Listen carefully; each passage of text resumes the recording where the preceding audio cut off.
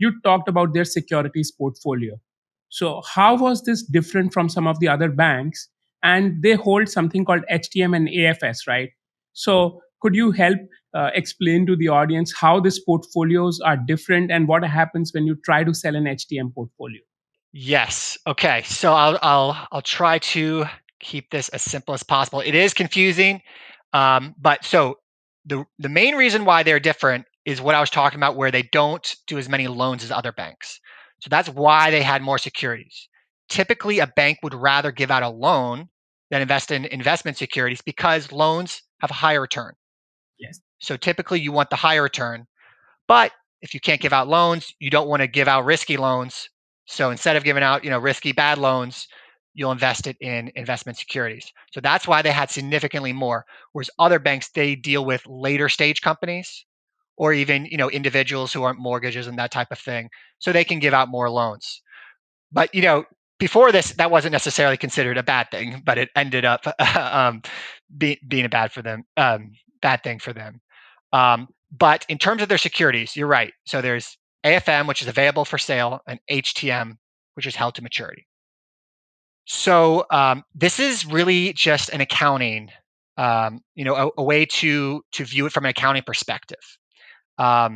So securities that are available for sale, from an accounting perspective, banks have to show the loss on those. So if interest rates go up, they have to show what loss they incurred.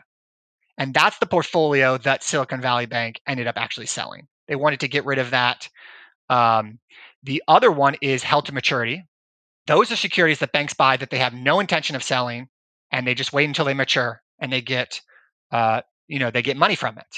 So banks typically don't sell them, and if they do sell them, they have to mark down their entire portfolio.